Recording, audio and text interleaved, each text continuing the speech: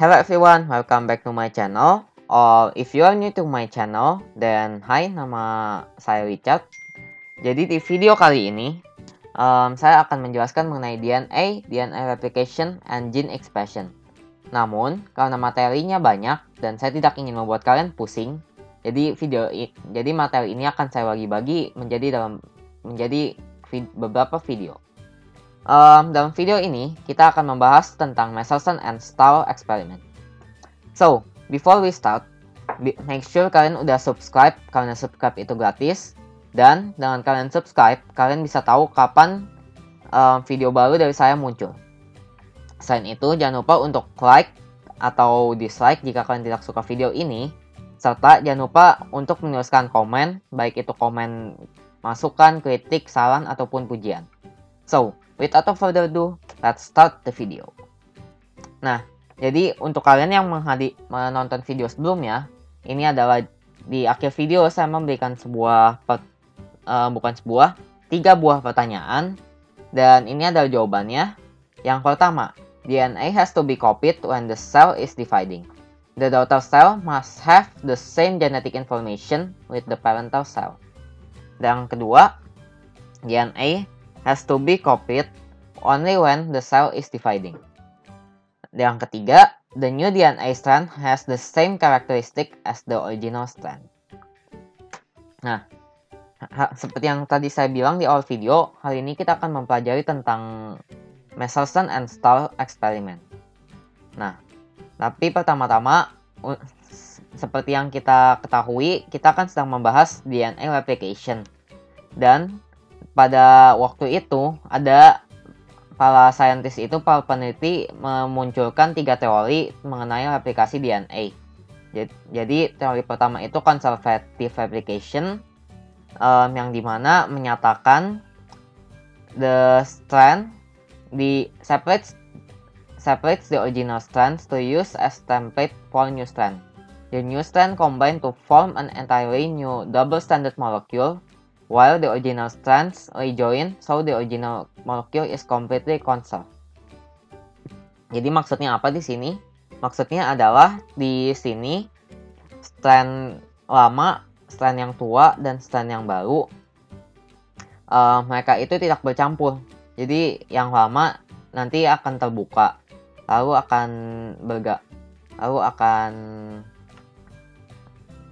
jadi yang lama itu nanti akan terbuka jadi seperti ini. Nah, ini nanti akan saya jelaskan lagi aja pakai gambar jadi lebih enak. So, kita lanjut dulu ke semi-conservative replication. Uses the original strand as template, but there is no further separation or rejoining. Instead, the new molecules are a mixture with one side as the original and the other side as new DNA. Dan yang terakhir, teori ketiga, dispersive replication. This is similar to semi-conservative replication, but the original and new strand constantly swap, so that each individual strand is a mixture of old and new. Nah, jadi di sini gambarnya aja lebih enak. Jadi ini itu eksperimen yang di sebelah kiri ini, eksperimen yang dilakukan Maselson and Stahl. Dan yang ini yang prediction berdasarkan teori-teori tadi. Nah, jadi si Maselson and Stahl itu, dia itu kayak nungguin bakteri gitu. Mereka itu jadi kayak kurang kerjaan. Mereka nungguin bakteri di dalam nitrogen yang berat, yaitu N15. Nah, lalu setelah mereka uji, mereka coba, setelah bakterinya berkembang, mereka itu kayak masukin ke centrifuge gitu buat diputar.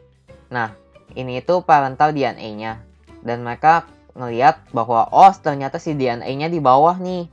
Jadi berdasarkan konservatif, semi-konservatif, dan dispersif, mereka semua di bawah. Jadi semua teori ini masih bisa di-accept di parental DNA. Next. Nah, mereka ini lebih kurang kerjaan lagi nih sekarang. Mereka mindahin ke nitrogen yang lebih ringan, ke N14. Nah, setelah bakterinya tumbuh, terus mereka masukin lagi ke centrifuge gitu. Mereka putar, dan akhirnya setelah mereka putar, mereka ngeliat, ternyata DNA-nya sekarang kayak kecampur nih. Jadi kayak sekarang di tengah-tengah, tadinya padahal di bawah. Nah, karena mereka lihat di tengah-tengah, Nah, sekarang kita ngeliat nih teorinya. Yang ada di tengah-tengah yang mana? Oh, ternyata yang tengah-tengah semi konservatif dan dispersif. Sementara konservatif itu cuma di atas sama di bawah. Oh ya udah, berarti yang konservatif udah bukan di sini, udah kita eliminate. Nah, terus mereka coba lagi, mereka tumbuhin lagi, tungguin sampai lama karena mereka kurang kerjaan.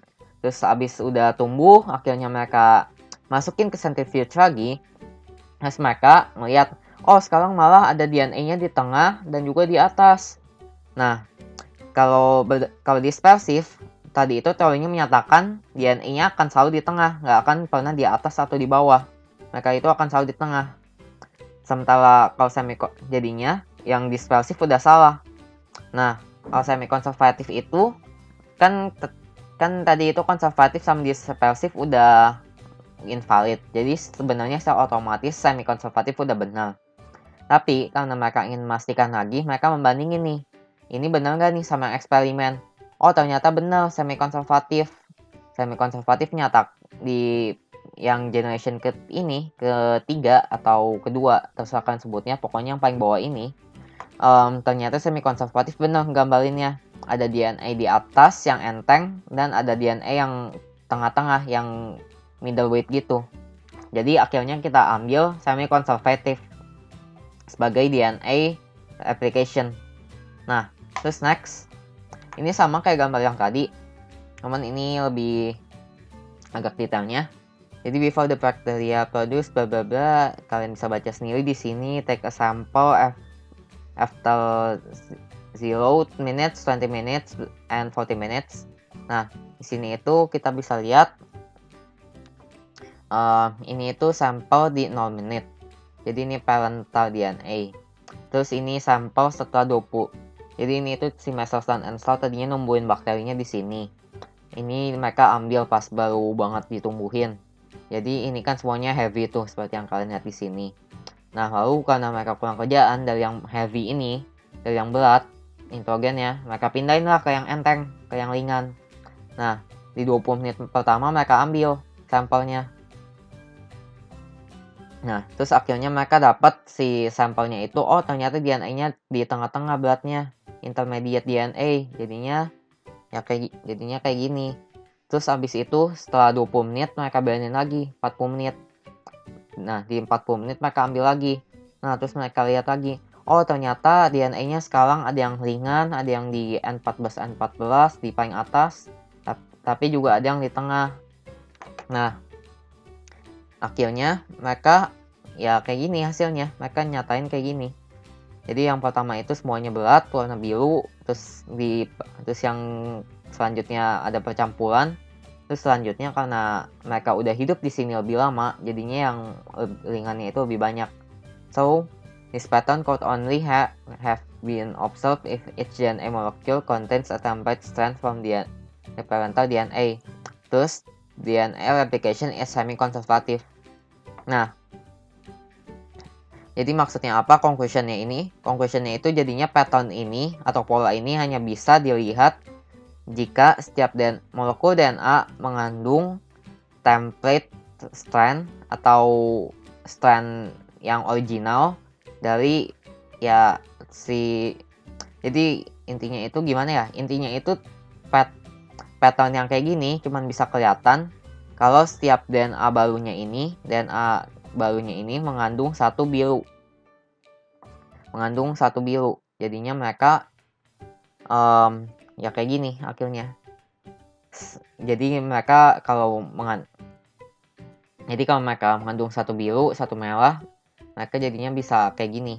Lalu akhirnya jika dilanjutin jadi kayak gini. Nah, terus ini PR untuk kalian. Meselson and Star grow bacteria in a medium containing one isotope of nitrogen. This bacteria will then transfer to a second medium containing a different isotope of nitrogen. The DNA extract from the bacteria was then separated according to its density. Draw bands on tube B and tube C to show the result of this experiment. Jadi kalau kalian paham penjelasan saya, kalian bisa ngegambarin garis seperti ini di tube-tube yang ini. Jadi ini DNA from bacteria grown in first medium. ini yang replicate once di second medium yang N14, lalu ini replicate lagi di N14. So, that's all from me on this video. Thank you for watching and see you on the next video. Goodbye.